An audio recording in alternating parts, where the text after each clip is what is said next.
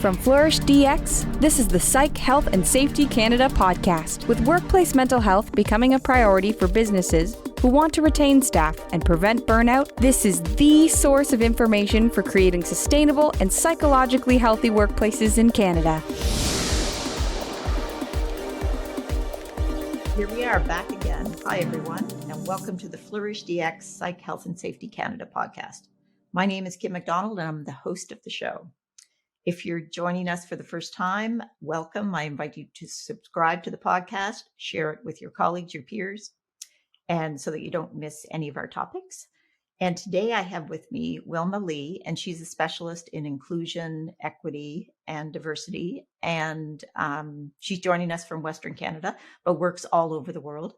Welcome, Wilma. Thank you for the warm welcome. Really appreciate that and for that kind introduction. Thank you. What I do always is the first question is really to get you to introduce yourself in your own words and how you have come to do the work that you do. Yes. So hi, everyone. My name is Wilma Lee. I'm the founder and CEO of my own corporation, Business Knowledge Integration, Inc. I'm also an executive coach that specializes in diversity, equity, inclusion, intercultural coaching, and belonging also as well. How I came about doing my work is really stemmed from my childhood.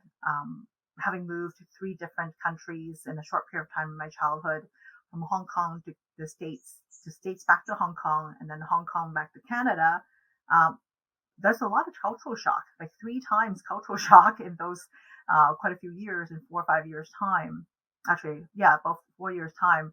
And with that, got me to see a lot of diversity, privilege, oppression, racism, prejudice, sexism, even during those times when I was a child.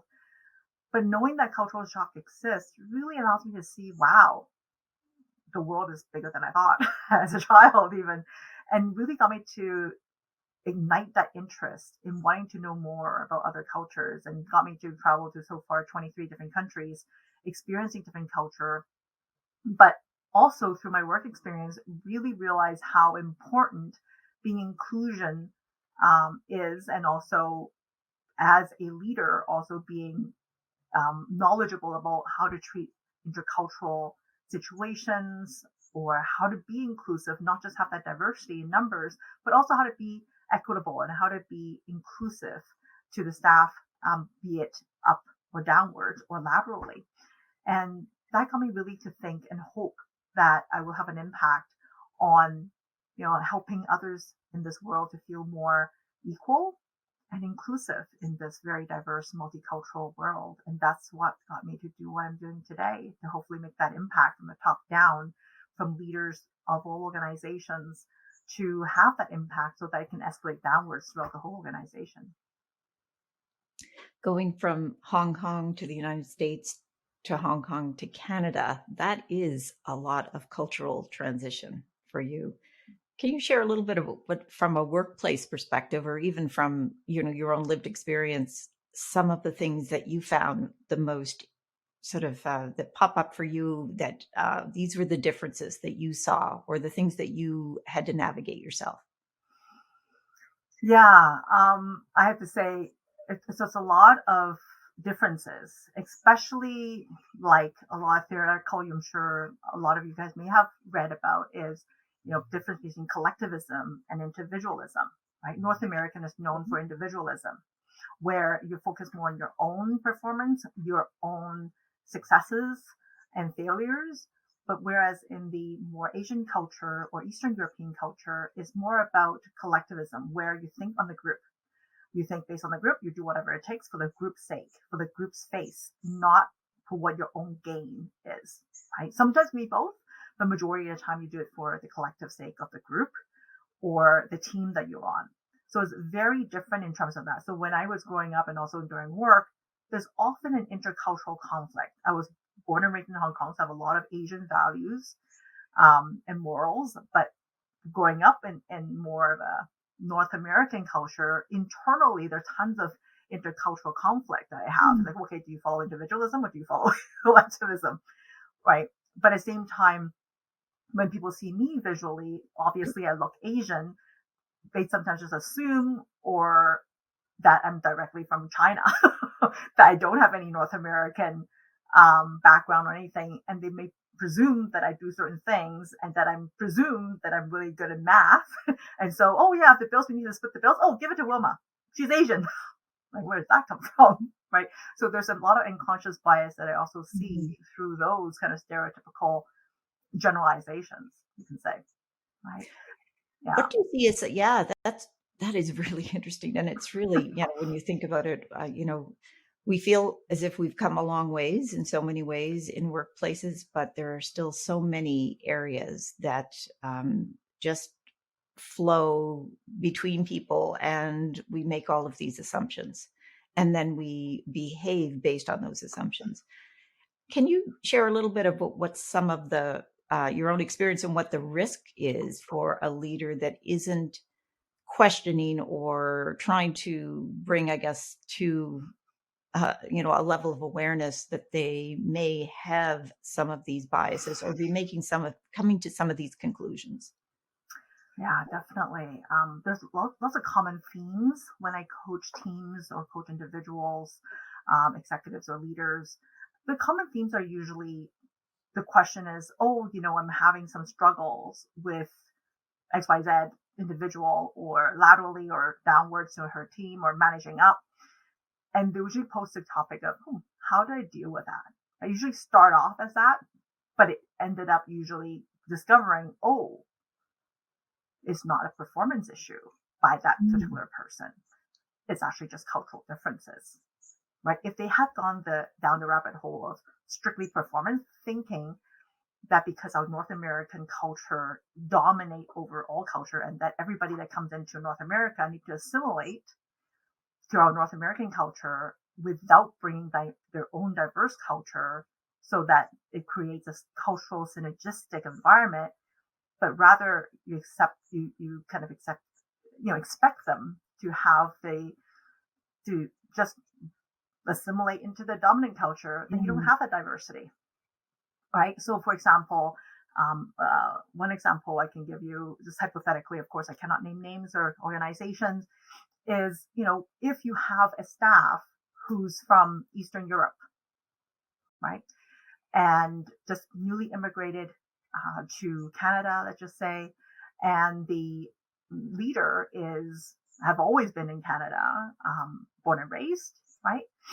And if that person from Eastern European keep on bringing any issues of struggles or conflicts between their subordinates to their leader, their direct line manager, and without solving it themselves, the line manager goes, well, how come they're not solving this themselves? Right? Because in North American standard, you solve it yourself, right? Before you bring it to the leader, because you're supposed to be on your own for performance. Yes, you can ask for support, but not always bring it to the leader to help solve it for you. But in Asian or Eastern European culture, the commonality is authoritarian leadership, right? Where the follower follow what the leader suggests, also give them face, right? To give them enough face and not to challenge them. So if the North American leader give them a deadline and say, hey, this got to be done this day, let me know if there's any issue. They don't want to challenge the leader and say, yeah, this and this and this doesn't work. And then to them is risking the leader losing face and by challenging them. So they would never do that. So if they don't meet the deadline and didn't voice out any difficulties, the leader may think it's a performance issue. Okay. Or if they don't solve the conflict themselves, the leader may think, are they incompetent? Is it also a performance issue? Or is there some mental health issue they're not willing to be able to deal with? So those are assumptions and judgment that is from a North American standard, when if you think and put your shoes in their shoes of where they come from, and maybe even ask them, hey, can you describe the situation from your cultural point of view without judgment and assumption so I can understand it? And then you describe it to them as well, and then see if there's ways to create a cultural synergy around that to make it work, instead of pinpointing it to just, performance issues. Next thing you know, give them a warning or maybe lay them off. That does not increase retention. That actually decreases employee engagement, psychological safety. It all decreases as well. They don't feel safe to bring their whole self to work. and also leads maybe to decrease in employee retention Mm. and increases employee attrition. Yes, absolutely. The stress or the stressor on the individual, having this level of sort of lack of understanding, or even, that differences in the explicitness of the conversation or the communication.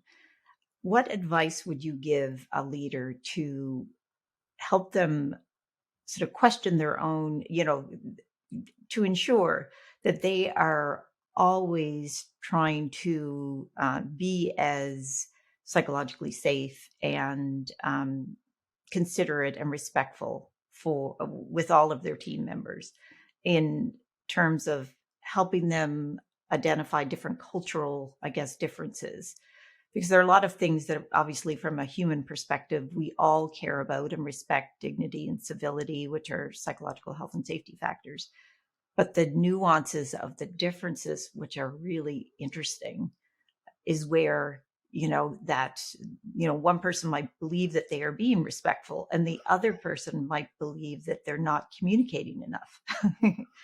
and and without that explored in some way, or have that sort of deeper curiosity, both parties can be then thinking something that is completely, missing something to be able to build that relationship and make it stronger.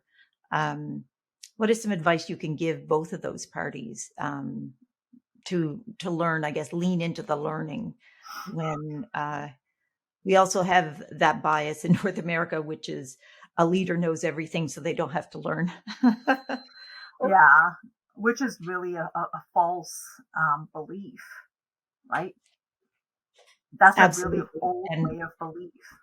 and we It's, are shifting that, I think, but we still see it every once in a while when people are, it's just to dig that out a little bit and dig into it a little bit, and developmentally we are all learning, like, continuously, and there's so much new research around that and how much we can learn and change, and even change the way our brain functions. So we have those biases that are still informing a lot of workplaces. What advice would you give them to shift that? Like, what are some simple things that leaders can do? I think first and foremost is question that bias, right?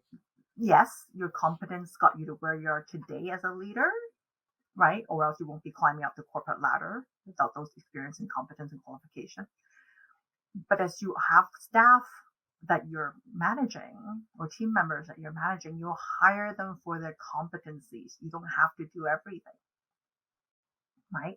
So never think that you have to do everything, because if you do, you end up getting burnt out, checking on everything that your staff cannot do, and you kind of slowly less and less delegate. That will be hurtful to your mental health and to your staff mental health, and hurtful to psychological safety for yours and the team and your surrounding individual or professionals around you.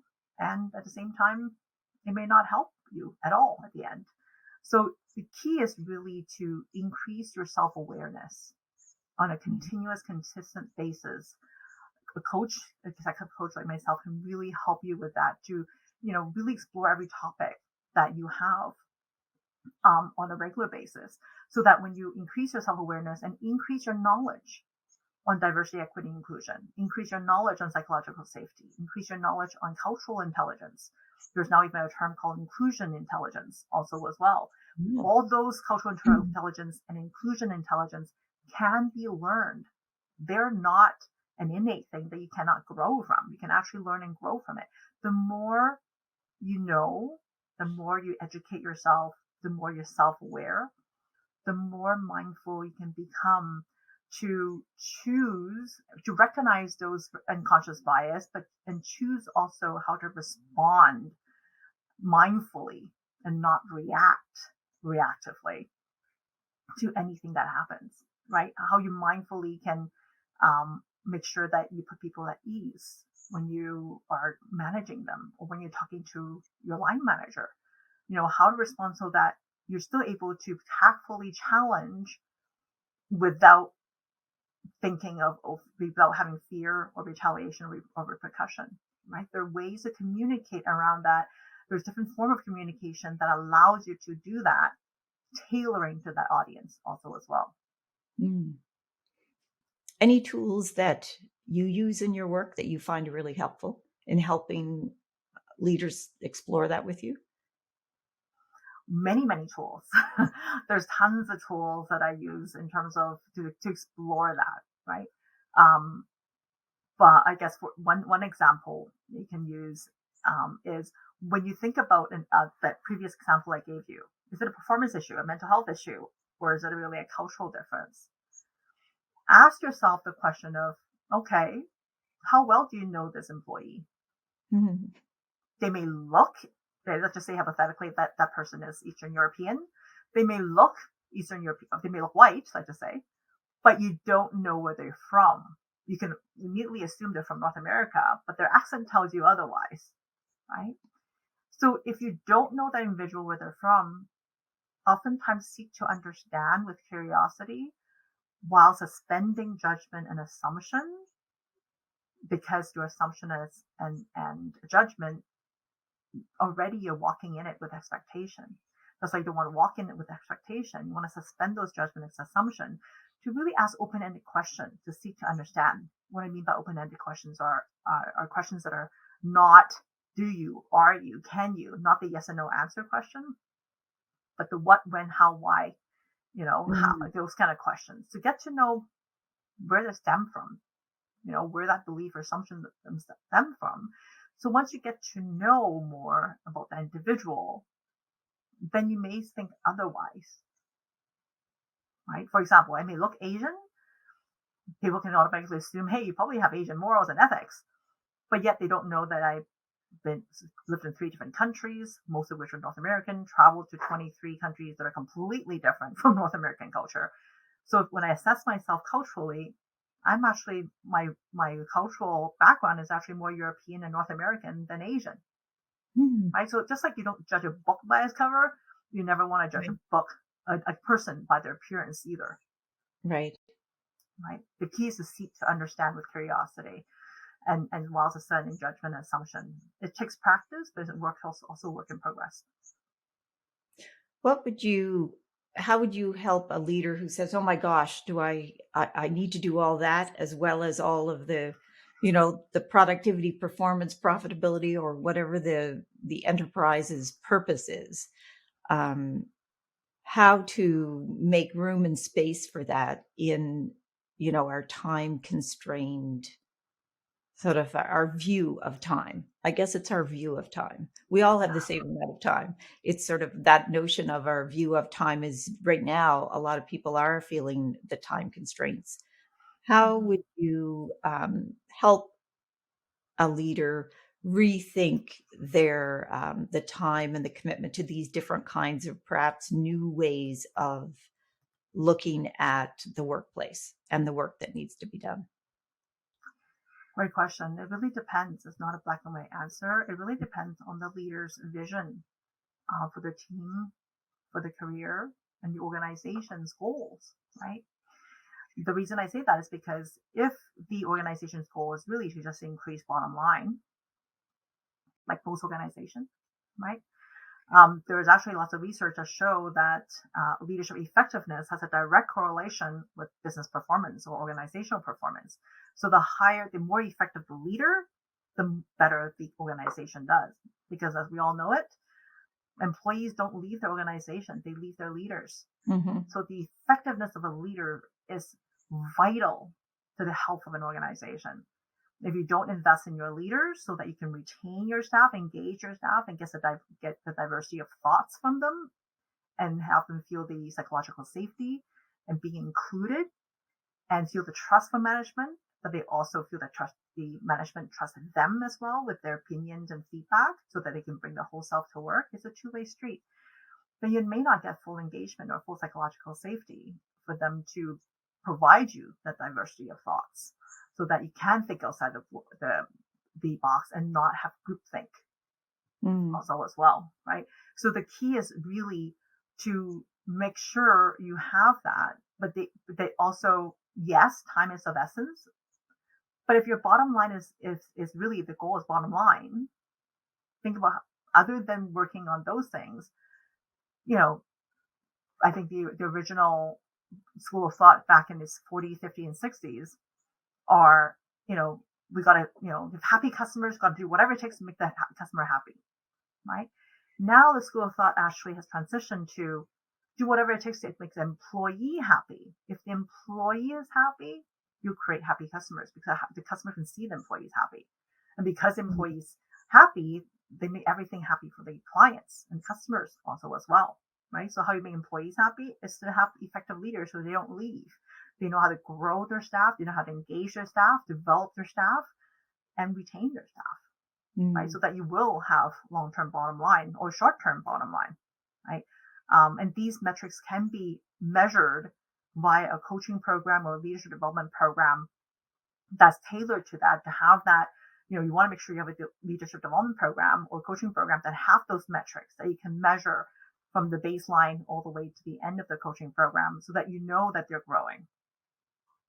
And it usually reflects how the business of that department grows also as well, or overall in the organization, if that program is throughout the organization. What are some of the shifts or trends? There's lots of talk of the transition with, we had lots of discussion with millennials and now Generation Z. Some of the things that from an inclusion and diversity equity lens are really important for organizations to get right, as we see some of that transition in changing, sort of that sea change of people retiring out of the business and new employees coming in. I would say definitely a lot of companies are starting to have the diversity, equity, inclusion strategy, have the verbiage that they really want more women leader, or have the verbiage they want more gender equity and things like that, or even sexual orientation equity. But oftentimes, on the website it shows this, but in reality, or even on metrics, there's no proof that they're walking the talk. Right? If on their website marketing is saying, "Yep, we're always for gender equality, we want more women leadership," but yet if their leadership team is only showing one woman amongst 14 leaders, that already tells you they're not walking the talk, right? Millennials and Gen Z, all know that they want a culture where they're walking the talk. What they say is what they do, and not like a hypocritical company. What they say is not exactly what they do, because that's that. As soon as that happens, you're not going to retain the employee for long, right? And so the metrics have to show. That's why it's important to have metrics, because what is measured can be improved upon. By saying you have diversity, yeah, sure, you can have the metrics of diversity in terms of different ethnicity, race, sexual orientation, etc., etc. But if you don't know how to include them within the organization and include their diversity of thoughts, how to respect this, so they don't have to assimilate to the dominant culture within the organization, then you can measure really how much of your business performance have improved with those inclusions. So there is inclusion measures that you can also measure with inclusive leadership effectiveness also as well, right? Which a lot of organizations may not be using. They're only using diversity metrics, but not inclusion metrics. So if you have metrics in terms of all those, including cultural intelligence, it really will help to form a more overall high-level picture also as well in terms of how well it can impact the organization. I think what I hear you saying is that people are going to start showing up and wanting proof. they want to have proof that I recall it sort of reminds me of back in the day. So when I did a lot of strategic planning, leadership, and facilitation, and developing the values for the organization in advance of a strategic plan, and then those values would be recrafted into things that show up both online and also on walls throughout the organization if they have the physical space. And that gap was, in most places was still there between living what those values were and the fact that those were put forward. And I think that gap, which is what is the behavior that's expected? And many organizations, the struggle, I think, is that those are aspirational, but how do we then get the behaviors and get people to understand, that what they do or don't do actually does, take that value off a wall and make it alive in an organization. And so it's sort of, as you're saying that about the inclusion metrics and the inclusion proof that inclusion happens. What are some examples of inclusion that people are looking for? They want to make sure what they look for in inclusion is oftentimes not just the diversity number, right? In terms of, oh yeah, how many Black people do you have? How many Asian do you have? How many Hispanic do you have? Not just that, they're looking for, say, hey, how are you measuring your DI right now other than diversity, right? In terms of inclusion, what is your inclusion strategy? How are you committed to that? What program do you have for that? How do you ensure that everyone can bring their full self to work, but at the same time not be burnt out, but also have the freedom to be themselves and not to assimilate to the general population of the culture? Those are questions that are starting to be asked by a lot of people that's looking for work right now or looking for new opportunities. They may be employed already, but they're looking for opportunities that make sure they can bring their whole self to work and have that freedom of flexible working arrangement also as well, because of other, life importance like family, elderly parent, things like that, right? Or was the fluidity of them adapting to their personal needs, right? And how inclusive are they in terms of, are they open to younger people challenging their thoughts and ideas, right? How open is that? And if they say they have this policy, how are they implementing it? Right? And also inclusion in terms of, okay, if you want this amount of people, that's this, how are you doing, other than ERGs, Employee Resource Group, what else are you doing to ensure that it's continuous work in progress? Because inclusion is not a one-time metric or once a year metric like a diversity. They can measure. Inclusion is consistent, continuous work on a leader's part and also employees' part, but also the leader has to model that behavior to go through that as well, right? So it's a continuous work. So a lot of times they're looking for multiple factors in inclusion, not just that. But at the same time, okay, if they want LGBTQ, how are they educating their staff to ensure they're respectful of LGBTQ, but not just training? How are they implementing the training so that they don't forget what they learned, right? Because I think there's a forgetting curve where by German psychologist Ebbinghaus, where it's stated by research that 50% of what we learn within a day is forgotten, and within a week 90% is forgotten. So if you take all the training in the world and you implement it, well, okay, you basically chuck the money in the training bin, right? So if you can combine that with coaching to help it with team coaching or group coaching or individual coaching or a combination of them to help them learn as a team, is very powerful at the end for them to implement it also as well. So I hope that answers your question. Yeah, no, it did. I think it's the sustainability, and I think for organizations when they're putting, 1 or 2 feet into something new or something that feels more like a change, that we did it in a certain way. And I'm not necessarily saying sort of more traditional autocratic ways, but even more participatory ways, but going even further and having that level of engagement in making decisions or co-creating, we hear that a lot, co-creating solutions, redesigning workflows that don't result in, workplace hazards or risks to burnout and, that continuous, chronic stressor that is never relieved because it's the way we've always done something. That's sort of a barrier to some of those changes, and change is difficult for people. But I think the opportunity is great today that, people show up and help organizations change. that change could actually be helped by people who do challenge that maybe there's more than one way to do things, which my nephew said to me when he was 12. And I've never forgotten it. And Kim, there's more than one way to do things. And I was thinking, oh my gosh, I'm so flexible. Obviously not, Wilma. I was not flexible in whatever we were doing. I think we were using markers on the floor. I can't remember. On paper on the floor, not completely on the floor. But it was like, there's more than one way to do things. And I have always like, that was just like those things in your life that just go, oh my goodness, that was a big aha moment. Yeah, you'd think that I would have already known that, but I didn't until he told me that there is more than one way to do things.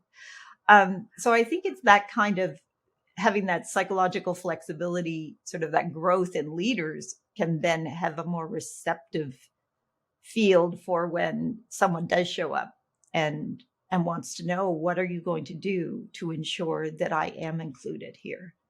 If that's a question that someone might pose. And, just in every way, in a business, we have to create a business case. It'll be workplaces that are making the business case on why, particular people would want to work for them and with them. So I'm looking forward to that time in our work lives, Wilma. That's going to be a fantastic time. I can't wait till people can show up and everyone comes to that response going, I'm so glad you asked that question. Yeah, that's where psychological flexibility is at its most beautiful, when someone just says, I'm so glad you asked that. Let me help. Let's explore it together, or let's learn together. It started already, but it's not as prominent or as quickly as we want it to be. There are more and more people questioning that daily. But at the same time, it also takes, like you said, really open-minded and receptive leaders to be welcoming that, right? And be appreciative of that, instead of having the old traditional of, well, why am I being challenged? I'm interviewing you. Why am I being challenged, right? Because, interviewing is actually a two-way street. It's not a one-way. Traditionally, it has been a one-way, but now more and more it's actually a two-way street. So a lot of potential candidates are really preparing those questions to ask in a way that the questions are important to them, to make sure that they are going into a culture that they want. Right? Especially when research shows, the data is that within the first 90 days, a lot of people who got hired are still looking for work, because they found within those 90 days that's not the culture they want after they got into the organization. Hi listeners, Jason here. We hope you're enjoying this latest podcast episode. Now, if you're like Joelle, Alicia and myself and enjoy learning from the best, then the Flourish DX Academy is for you. The Academy includes free e-learning courses on the ISO 45003 standard for psychological health and safety at work, and associated topics such as how to conduct a psychosocial risk assessment and how to create the business case for psych health and safety. All courses feature high-quality videos, downloadable resources, multi-choice questions, and a downloadable training certificate on completion.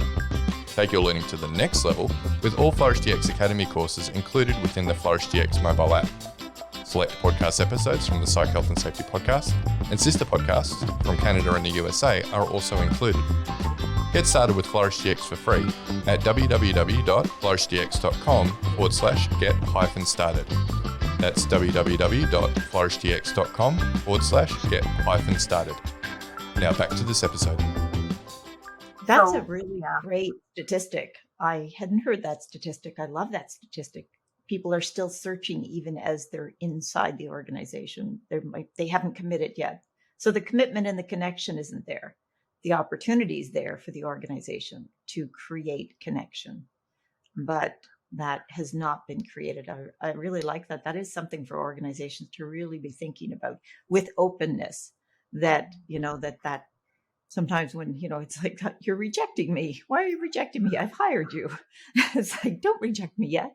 But I think that that's really part of that part of that recognition and being practical, that is a practical work world now, that people are much more, sort of globally focused too. There's more, that before, our worlds are bigger everybody's world is a bit bigger in some ways, so there's more opportunity too. Yeah, and I think that's the opportunity on the workplace side to do that, and then and explore that a little bit. So I love that, the 90 days. That might be that might be fear creating for some workplaces that realize that they've just landed some really amazing people, and the knowledge that they could be still looking. They haven't quite committed. Well, because if you think about it, the What can the workplace traditional do in that 90 days? What can the workplace do in that 90 days? I think that critical 90 days, they're going to have to show the love. They're going to have to show the love in some way. It's sort of that people do. I think there's probably some, and you probably have it more than I do, which is the behavioral science around sort of those first impressions, like those, we get impressions, and it may not be the first impression, but sometimes there will be an impression that really lands with us, and it's very hard to shift that. And so that would up the ante, I think, for that workplace, really having an onboarding or orientation process, both that can engage the person really early. I had someone tell me that it was my daughter, and she said, "Mom, no one's going to wait 10 years for respect anymore." And this was a few years ago, and so a few years have passed, and I think she was a teenager then, and I thought that was a very insightful sort of way of thinking about workplaces, and maybe that calling workplaces to a higher level of functioning, which is I'm not going to show up and earn the respect. I'm a human being, and respect is here. So kind of coming more peer to peer versus this notion of I have to earn the respect. So I thought that was quite an interesting, a younger person's interesting view of that level of respect. I wanted to get you to share a little bit about respect and dignity in the workplace, and especially, from a psychological health and safety perspective. And maybe just before we do that, because I do jump back, Wilma, as you know, even when we talk on other ways. What is your definition, or how, in your own words, would you describe psychological health and safety and workplace psychological health and safety? I think there's overlaps, definitely, for sure. Mm-hmm. It's different in a way that psychological health and safety, I'll probably ask you to define it because you're more specialized in that than I am. But psychological safety is more the DI terms rather than psychological health and safety. So DI uses more the psychological safety term, which really means how the individual can bring their whole self, because they feel safe to bring their whole self. And what I mean by whole self is, not just to bring their one part of themselves that's just for work. The other part, let's just say if they're Latino, they don't want to bring their wild, happy side all the time to work, right? I'm just stereotyping here, obviously, but it's also generalization. But at the same time, it's like, well, if you feel that, then you're not really bringing your full self to work. You're just compartmentalizing yourself during the 8-hour workday. And then when you go home, you're like, oh, I can finally be my full self, right? Yeah, the relief, that is sort of the exhale. That's when the exhale, if you are not able to do that and be, as you say, yourself, and show up as yourself, have fun and your own humor and be accepted like that, then it's exhausting. That is that's a stressor in and of itself. So that's a workplace hazard when, the breadth, I guess, of what you can contribute isn't, sort of doesn't fit you. And, or there's a smaller sort of definition of what culture fit is, which, there's lots of conversation around that about, it used to be that, we're looking for someone who fits in our organization, who obviously is skilled and knowledgeable and knows their stuff, but also who really fits in the organization. And that, is real language and things that we've all said in the past. However, there can be another side to that, which is what also does that say? that's the, when someone has to fit, as you say, for that safety. I love your definition of psychological safety and the differentiation of it from psychological health and safety, which is one of the leaders of Flourish DX and myself as well, sort of that pet peeve of people not understanding that there is a distinction between one as a management system of looking at risk and hazards that are going to impact mental health and some of these other business outcomes that organizations are looking for, and the other, which is in your area of specialty, inclusion. So inclusion is an outcome of certain things in the organization, and so is psychological safety an outcome of leader behavior and workplace sort of norms. And then the outcome and the experience for the person is one where I experience psychological safety. And then, as you say, to show up and bring your full self to work. I think when you're looking at psychological safety, it's sort of there's the inclusion, the ability to make mistakes and still, to learn and make mistakes, which is, a higher level of safety.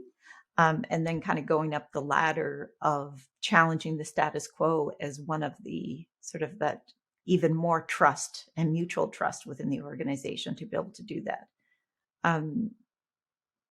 Maybe to share a little bit your thoughts on trust in the organization and from the work that you do. I was just going to say that actually. So you paved the path for me to lead to that topic. So thank you. Psychological safety, actually in DEI terms, it actually means a bilateral trust. What I mean by bilateral trust is the employees trusting management that there's what they say is what they're going to do, and that what they say is truly what they meant also as well, right? Not in a passive aggressive way, but really be direct about it and transparent about it. But the other trust is also management trusting their staff to gain their feedback and not just hear their feedback and not do anything about it, but hear the feedback and really take it in, absorb it and say, okay, yeah, those make sense. Okay, yeah, we've got to implement those changes and execute on it. So it's a two-way street. To have that psychological safety, it needs two-way trust, the bilateral trust. If either one or two is missing, there isn't full psychological safety in DI terminology, right? And inclusion, yes, is a result, but also is a constant work in progress, not just a result. It is a work in process to see how the leaders can always include diversity of thoughts without making them feel that they shouldn't bring their diversity of thoughts, even though they appear different. But if they feel that their ideas are not respected or absorbed or accepted or kindly viewed, sooner or later they're not going to give your diversity of thoughts anymore. Right? And what you say earlier about cultural fit, sometimes you got to question, yes, cultural fit is important, but how much assimilation are you asking the individual to assimilate to the dominant culture and not bring a diversity of thought? Right. So that's a very interesting, that's an interesting tension to that elastic of trying to stretch that a little bit, because hopefully, for diversity to be successful, for all of the things that diversity brings into an organization, it's not without its challenges, going through some of those crunchy bits of trying to understand people who think very, very differently than you, and getting to a place where you can appreciate that difference because you know the power of the difference. And that's work. That is work, staying with the uncomfortableness sometimes of staying with why you feel uncomfortable in this situation, not between you, but you have your own discomfort and your own kind of self-deception about why you are feeling this way. And you have to work on that a little bit sometimes, which is, it's because it's unfamiliar to me, or question yourself, or because had an experience once about this. And, I'm not sure about that. I don't know if I can trust what someone's saying to me is real. All of those kinds of things are, part of that discovery of appreciating the diversity of thought. And then that diversity can push, hopefully, that cultural fit wider than something that, if the fit is narrow, we need someone who is like this and behaves like this and, has all those other kind of attributes, that's fitting in, as opposed to helping to expand the whole container and letting the container evolve over time, which is, I think for me, one of the best things about workplaces, when you have people who are contributing and the container changes because of it. That's where joy, I think, lives in the workplace, because then you get through that understanding and appreciating, not just accepting someone or them accepting you, that you have a different way of thinking, but actually appreciating them. And and then I think our gentle humor can come in, where it's not offensive humor about our differences. It's that like love of the difference, like the actual love of the differences, and being able to call it out, like it right into the ether, and everyone understanding that calling it out is a celebration of it, not a there's no other agenda on why we're, someone might say that these are differences that we have. It's because this is such an appreciation.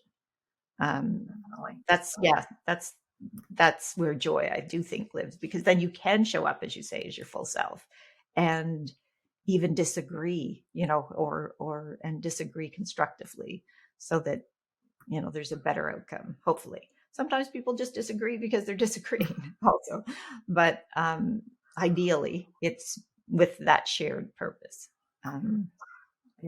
That's why I think a lot of companies are striving for, in terms of diversity, equity, inclusion, in terms of numbers, to reflect the general population of where they're at, so that they can get that diversity of thoughts, right? That's why they're striving for that, to reflect it. And that's a whole work in progress on its own to achieve what you just said, to have that joy and fun in it, because of the cultural, the long-standing phrase of cultural fit, right? It's great to have that. Don't get me wrong. I'm not against it. It's just, where's the room for diversity of thoughts, but also, are we doing too much groupthink when you have too many people as a cultural fit? Right. It's a fine dance. It's almost like a dance to play with that, not a black and white, but it's a dance to make sure that everyone has a voice also as well, but also has the liberty of the voice without fear of retaliation and repercussion. I just had a thought, but it went, Wilma. Sorry. Okay. No, that's all right. I was like, I shouldn't have been thinking as you're talking, because I need to listen, and I do. I am listening. I was thinking that that's it. It's back. It's back. The thought is back. It's when you mentioned cultural fit there, and I just, that idea of cultural fit and belonging, and sort of conflating them, where maybe, and even, myself and work and all those things, it's like wanting to fit in, because we do have a strong desire for connection and belonging. And not, I think, maybe even realizing we were giving up something else in an effort to have that for many people in the workplace. And sometimes it was workplaces that were helping you not be yourself, but then other times it's just yourself and your own journey of, exploring yourself and where you belong. So I think it's just not conflating them, that they can live separately, and not to mix them up, that you don't have to have this or the other, that we can change the size of the nature and of the organization. Well, hopefully we are. And I think hug a millennial, and or with permission, and also Generation Z, because I think Generation Z is showing up also with different views and different relationships with their workplace, and different expectations. And that is an amazing thing. Happening. Yeah. The key is not really to culturally dominate whoever that comes in, or get them to be culturally submissive to whatever the dominant culture is, but to really work out, like in a dance, to really work out how to create cultural synergy between the two, so that there is openness and diversity of thought. There is openness to challenges. through challenging the thoughts and ideas. But there's also a collaboration to cooperate. The effect of it to basically really still respect the diversity of thoughts and really gather those feedback and implement them, but at the same time learn to live together peacefully rather than one has to dominate the other. I saw a meme the other day, and it was just a sort of those cartoon memes, that they and had a whole bunch of rowers in a boat, and they were all rowing in the same direction. And so that was the notion of rowing in the same direction, but they were actually going over a waterfall. And I thought, yes, so that's the danger. There's the danger when everyone is, we get too comfortable with everybody with sameness and everyone thinking the same and all rowing in the same direction, and no one questioning that maybe there's some danger and some risk and hazard with this particular thing. Anyway, it was, it's a very, very, it was all over the waterfall and the cliff. Love that. Yeah, I know. It was a great one. I don't think it was so much talking about, inclusion and diversity, but I thought when I saw it, it really reminded me of that idea of low psychological safety when no one is speaking up and saying, maybe this isn't such a great idea because it wasn't safe to speak up. And therefore the outcome is not going to be to anyone's advantage. So I just say, cartoons and memes. It's because I have, 22, 23, 24-year-olds that memes are everything. I harken back to my daughter again, where she says, Mom, the only thing, you never have to have a focus group again, because I used to do marketing. So focus groups. And all you have to do is just go to memes. Memes say everything about the workplace. And I said, okay, that's where I'll do all my good research. Memes, nothing but memes. Yeah. And then I see a meme and it speaks to me. It's probably because I've never seen an infographic I haven't loved, because there's just something amazing about it. Infographics. When we have all of these things aligned, when everything is aligned for inclusion and diversity and equity in an organization, what is left to be done from your perspective? Diversity, equity, inclusion is not a game to be played and stopped. Mm-hmm. It's a continuous game to Mm-hmm. be played, to be improved upon, to grow upon, to learn from the mistakes and failures. Just like life is a never-ending game. Yes, life ends, don't get me wrong. But inclusion itself, diversity, inclusion itself, is a work in progress. It's always a work in progress. It never really stops. There's not like, well, we achieved this amount of diversity. Okay, we can stop now. It doesn't, because you have to learn how to make them feel included within the workplace, and how to be equitable. But at the same time, okay, once you achieve a certain metric, it's like, okay, how to improve it even more, right? There's just like in life, in work as well, inclusion as well, diversity, equity, inclusion, there's always room to improve. Like unconscious bias, we all have that, including myself, right? It's a constant work in progress to be more self-aware of all this unconscious or implicit bias that you have, so that you can be more mindful and not have that, fear of being perceived as racist. So that's why you turn a cultural blindness to anything that happens, as opposed to even thinking that, they may be perceived as racism, so I better not even notice that cultural difference, right? That's called cultural blindness. And so constant work in progress is never a game that has an end game to it. Maybe the other piece of that is, as we go through, even in an organization where we've been there for many, many years, our needs also change. So different stages of life.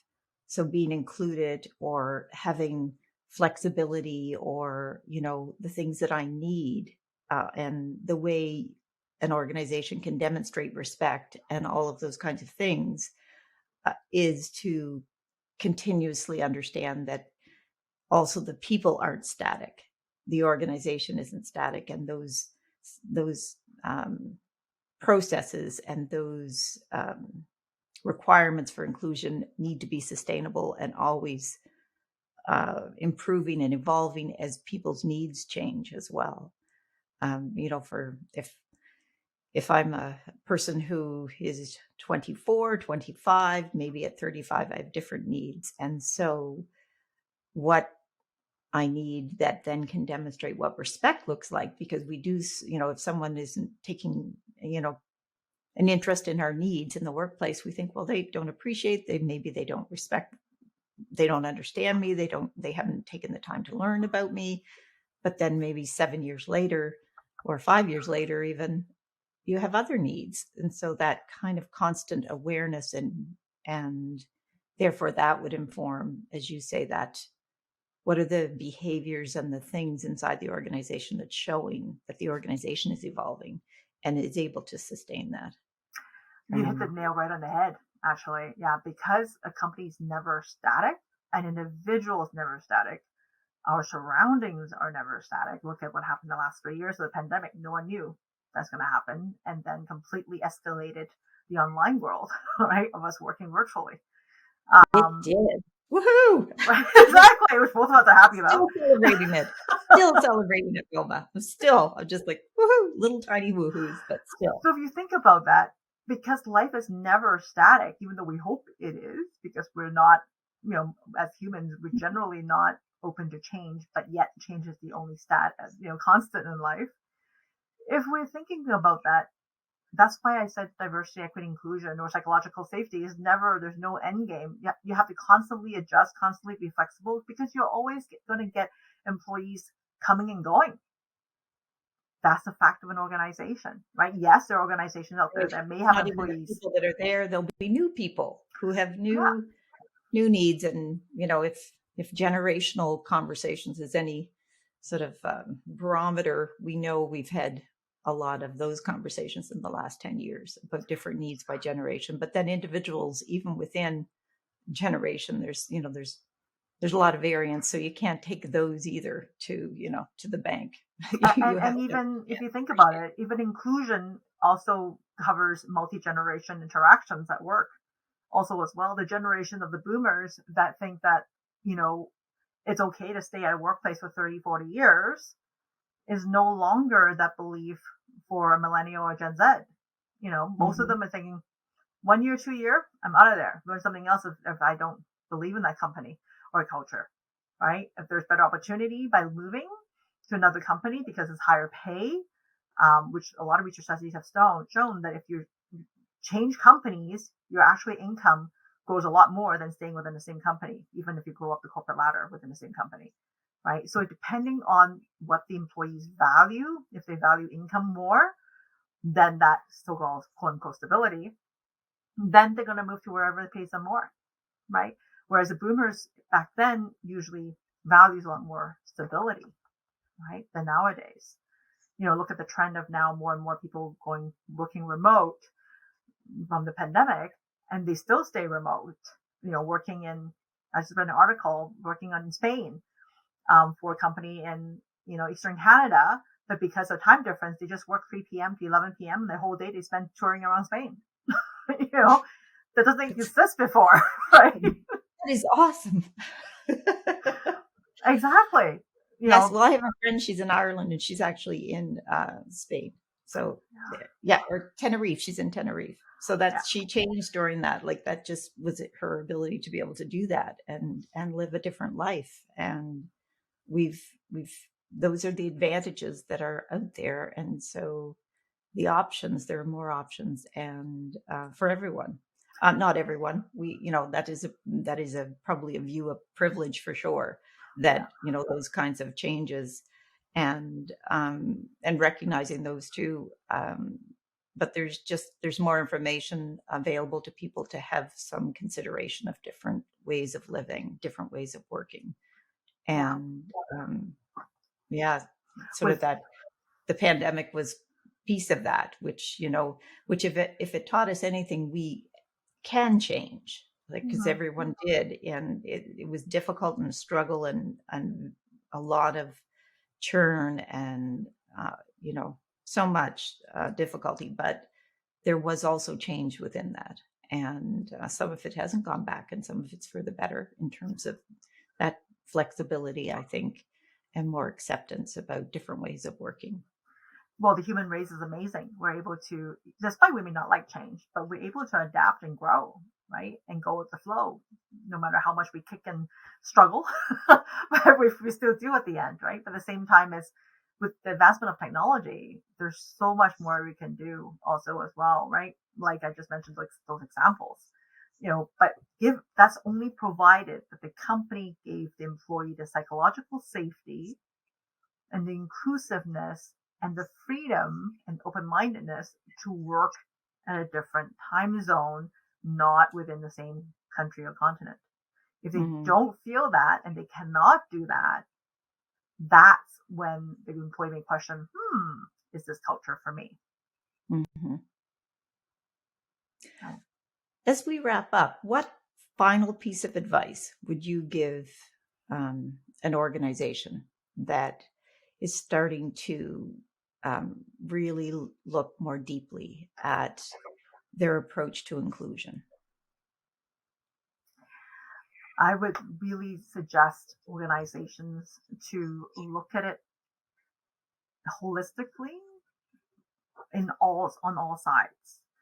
What I mean by that is having a strategy that encompasses not just training or not just a strategy that to input in their website with no metrics, but really have a strategy that makes sure it's sustainable, is long-term. It will help the employee really grow their knowledge and education, but also practice it, to execute it continuously and consistently throughout their employee time in the company. But also at the same time, look at programs, or not just training, but program where it includes training, but it has the coaching aspect to help the employee, whatever they bring up, they encounter, to coach them into it, to elevate their self-awareness while they're taking in the education and training, so that they can help implement it so that it grows, not just from one-time training, but it also can combat that forgetting curve that I mentioned earlier, that you can make it sustainable with an organization and invest in them, because the happier the employees, the happier the client and customers. That's awesome. Thank you for that. That's great. You're very welcome. Yeah, so I appreciate all of your time and thoughts and ideas. I think you've given tons and tons of thoughts and, I guess, advice to workplaces to have these conversations inside and to be catalysts for them. Obviously, there's just so much that you shared, which is awesome, and we'll hopefully get more and more people to be able to reach out to you. So if they were going to reach out to you, how would they get in touch with you? Thank you. Feel free to go into my website at www.bki, which stands for Business Knowledge Integration, Corp, CORP.com, or you can reach me on LinkedIn also as well. And I believe I gave you the URL also, so you can definitely share that on social media or the podcast platform that you're on, so that they can feel free to reach out to me via LinkedIn or via my website also as well. Okay, that's great. Thanks, Wilma. Thank you. And thank you. It's been a great conversation. Appreciate it. We left on a optimistic, hopeful note. Always good at the end of the day, though your day is not quite, mine's a little further in the day. Yes. So for our listeners, while you're here, check out other topics in some of the other episodes. And you can also watch an episode on YouTube and on the Flourish DX webpage as well.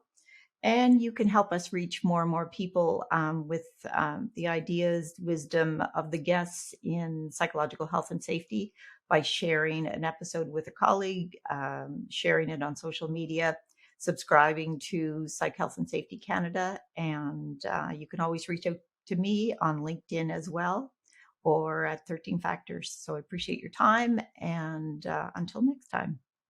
You've been listening to the Psych Health and Safety Canada podcast. To stay up to date with the best content on workplace mental health in North America, Subscribe wherever you listen to podcasts and join the Flourish DX community at www.flourishdx.com.